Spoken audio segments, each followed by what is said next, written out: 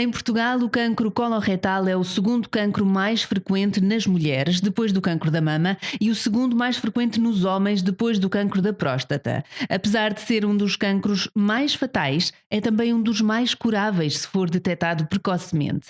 As principais dúvidas sobre o cancro coloretal é o tema do quarto episódio do podcast Faz Bem à Saúde.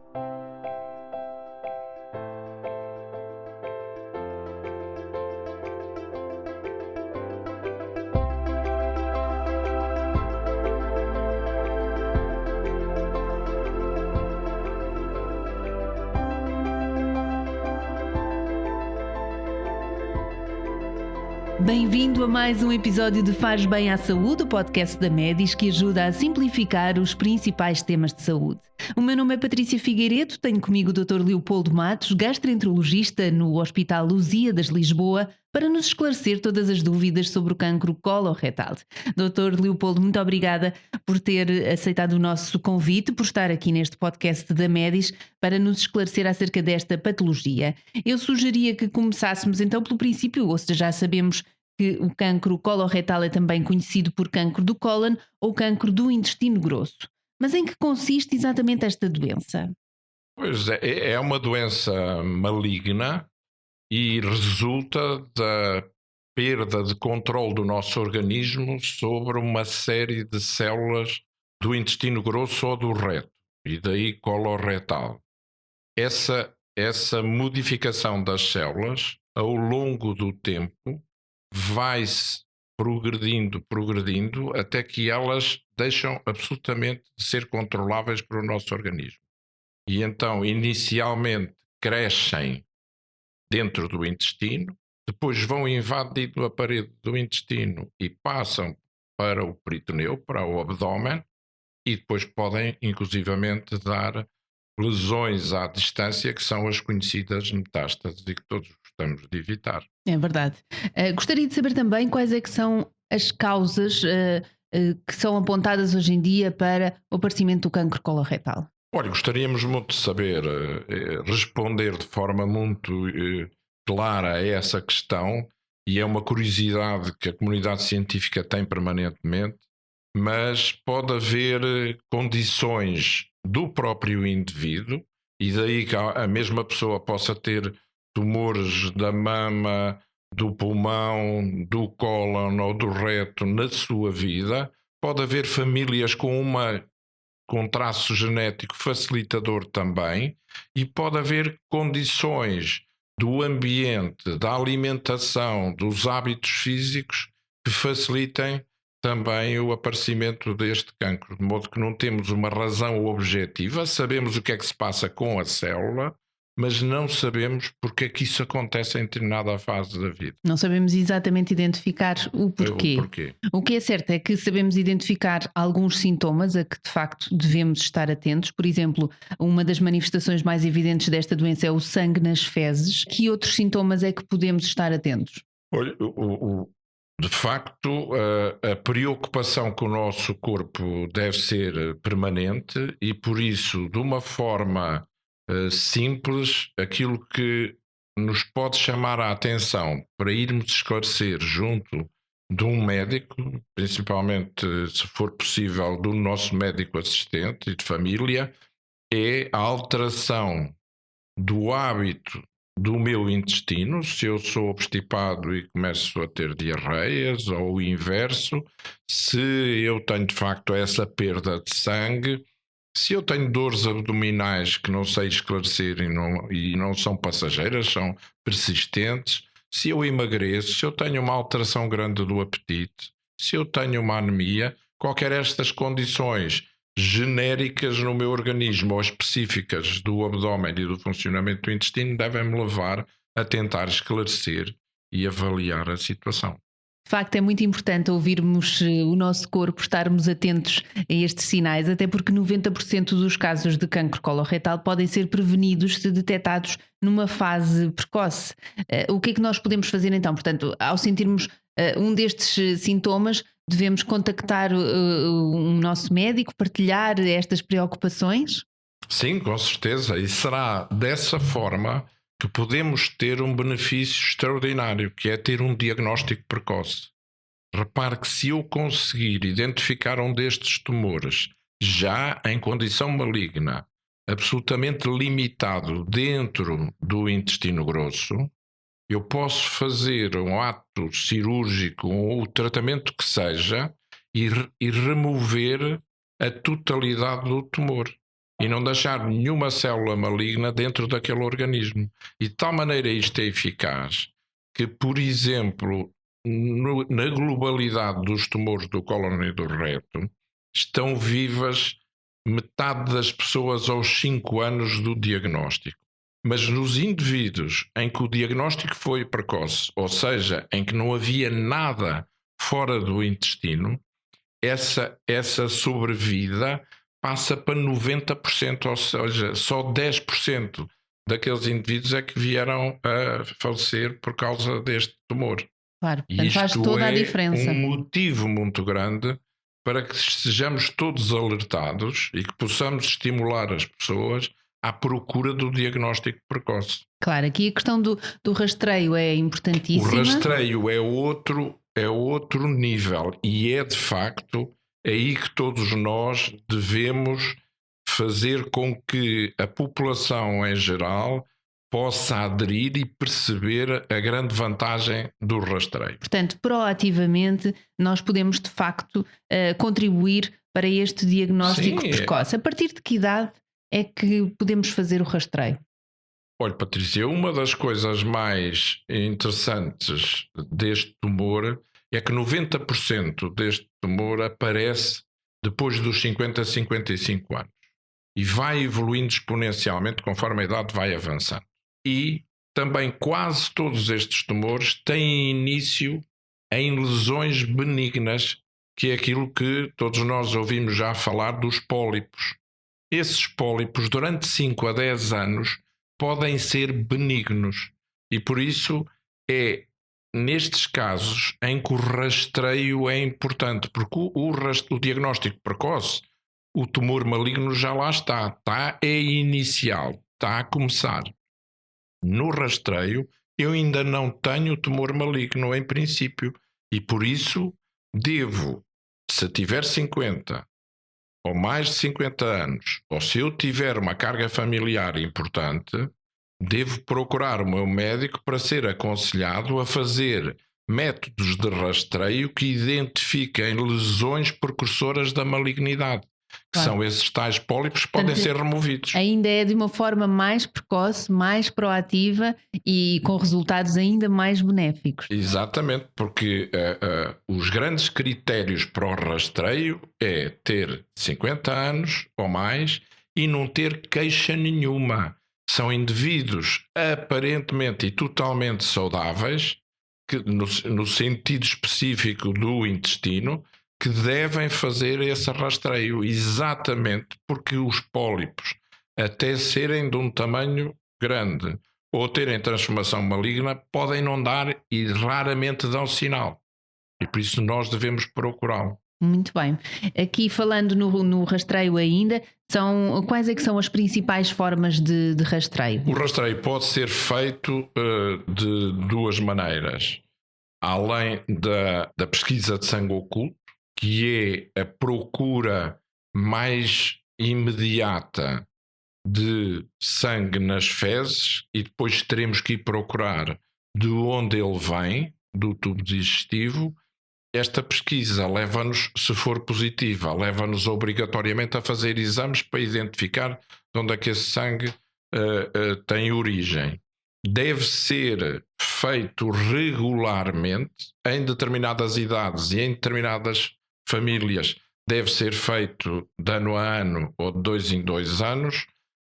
A outra alternativa, que é aquela que tem maior impacto na mortalidade, é fazer a colonoscopia, porque ela pode remover os ditos pólipos ou outras lesões e identificar de maneira que quer o sangue oculto pode fazer rastreio e pode fazer diagnóstico precoce, quer a colonoscopia pode fazer rastreio e pode fazer diagnóstico precoce, sendo que esta pode remover as lesões que a pessoa possa ter e terem ambos, mas nomeadamente a colonoscopia, um grande impacto na mortalidade, porque vai fazer a remoção de pólipos benignos, não lhes dá tempo para eles se transformarem em lesões malignas, ou pode fazer diagnósticos precoces. Claro. É ainda uma palavra muito assustadora, um exame muito assustador para muita gente. É verdade, a colonoscopia de facto tem alguns paradigmas de preocupação para todos nós, não só porque estamos expectantes sobre o que é que nos vão dizer no fim, se temos alguma coisa ou não, e também há todo um historial de preocupação sobre as complicações, a dificuldade da preparação, etc. Mas se nós pensarmos que, por exemplo, no nosso país são feitas mais de 500 mil de colonoscopias por ano, em anos normais, não estou a falar em anos de pandemia, infelizmente, mas em anos normais, mais de 500 mil, e o número de complicações é muito escasso. E elas são mais frequentes, apesar de tudo, quando temos que fazer uma manipulação e um tratamento mais complexo naquele intestino por aquele método. E cada vez vai diminuindo mais o número de complicações, porque a tecnologia vai avançando e vai nos permitindo a nós médicos ter meios de limitar as complicações e de as resolver inclusivamente logo na altura, se porventura elas existirem. Portanto, é um exame altamente eficaz neste sentido. E o benefício é seguramente, e queria tranquilizar as pessoas, para que o benefício é seguramente superior ao risco. Em todo o mundo, estou a falar de todo o mundo, não é só ocidental ou oriental, em todo o mundo, este é o método que tem maior impacto na diminuição da mortalidade. Portanto, há que desmistificar também aqui esta palavra assustadora que hoje em dia. Ter confiança nas equipes, Exatamente. na opinião do seu médico, naquilo que. E aí, como em todas as coisas, nós, quando estamos a dialogar com um vizinho, o que ouvimos é as coisas más, não retemos as coisas boas. E de facto, a quantidade de pólipos. Repare, num programa de rastreio com colonoscopia, em população saudável, sem queixa nenhuma, nós removemos, em cada 100, 20 ou 30 têm pólipos. Nós silenciosos, completamente. E que serão malignos daí a uns anos. Por isso, este benefício é incalculável. Claro que sim. E, de facto, tem que se pôr no prato da balança esse benefício. Sem dúvida, e nada como dialogarmos também com o nosso médico para podermos ultrapassar estes medos e percebermos que o benefício é de facto extraordinário. E quando há dúvidas e ouve-se falar de complicações e dificuldades, etc., o ideal é esclarecer-se com quem de mais útil nos pode ser, que é de facto um profissional. Sem dúvida.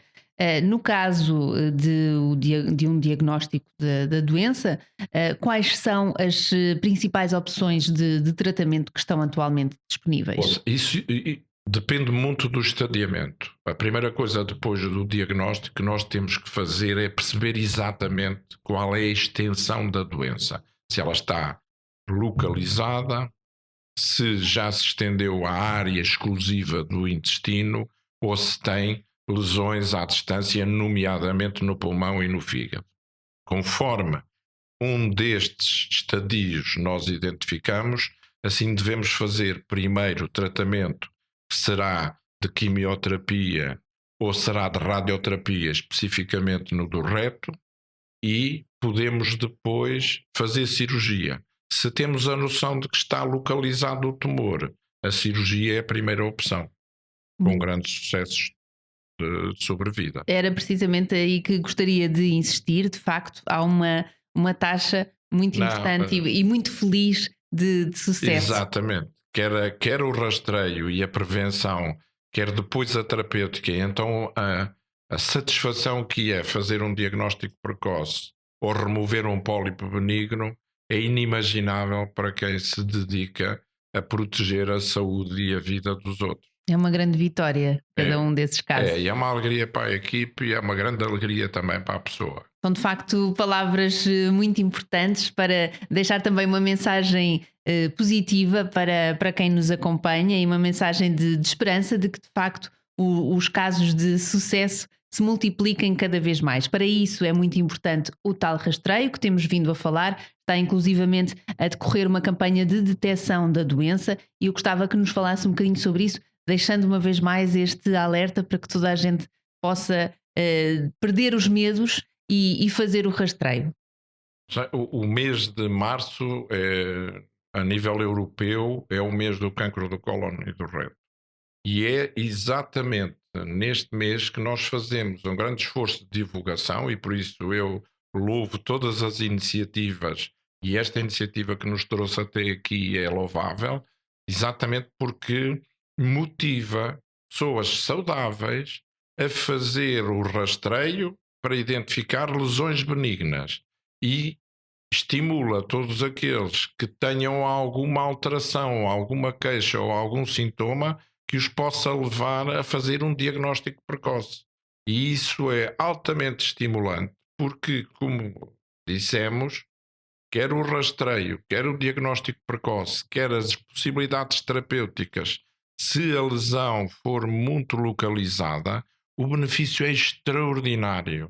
E repare que, com os anos de vida profissional que eu tenho, vou acompanhando indivíduos vivos desde há 35 ou quase 40 anos que tinham de facto uma situação muito localizada e que hoje são anciãos saudáveis e alegres e que nos acompanham na vida sem o problema e ainda vivos porque fizeram o diagnóstico precoce ou fizeram o rastreio. Claro.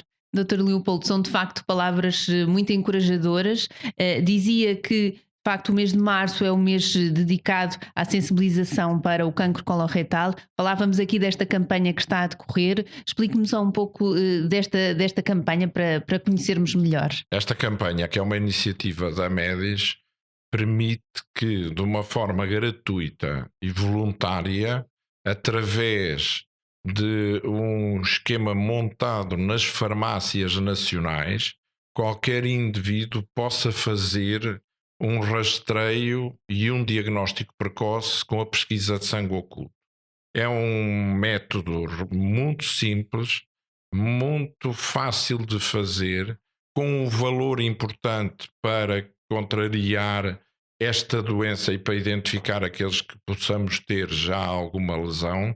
E por isso, além de louvar esta iniciativa, insisto que todos aqueles que passamos muitas vezes pela farmácia para fazer perguntas ou para comprar um comprimido para uma dor de cabeça ou para outra situação, que estejam atentos, porque o seu farmacêutico seguramente que o vai interrogar e vai-lhe propor que faça este rastreio e é um momento importante na vida dessa pessoa podê-lo fazer. Eu louvo mais uma vez esta iniciativa porque vai ser muito importante, através da rede de farmácias nacional, podermos ter um rastreio de base populacional com um diagnóstico precoce por sangue oculto nas fezes. Muito bem, Dr. Leopoldo. Eu deixo também o apelo para quem nos acompanha para obter mais esclarecimentos acerca desta campanha que está a decorrer, este rastreio do cancro coloretal. É muito importante fazer o rastreio de forma precoce para podermos então chegar a estes resultados felizes que o Dr. Leopoldo tem partilhado connosco. As suas palavras foram muito esclarecedoras e também tranquilizadoras. Muito obrigada pela sua presença neste episódio do podcast Faz Bem à Saúde. Foi com muito gosto. Obrigada. Obrigado também. Esperemos que esta campanha seja muito útil e que faça muitos rastreios e muitos diagnósticos precoces. Sem dúvida, é esse o nosso desejo. Muito obrigada e até breve. Assim chegamos ao fim deste 4º episódio de Faz Bem à Saúde. Obrigada por nos ouvir. Já sabe que no site e nas redes sociais da MEDIS encontra os mais diversos conteúdos sobre saúde. Fique bem e até ao próximo episódio. Faz Bem à Saúde.